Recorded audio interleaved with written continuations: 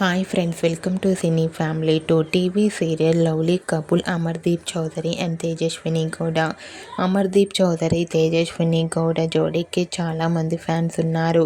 వీరిద్దరూ తమ ప్రతి లేటెస్ట్ అప్డేట్స్ని ఎప్పటికప్పుడు తమ ఇన్స్టాలో షేర్ చేస్తూ ఉంటారు.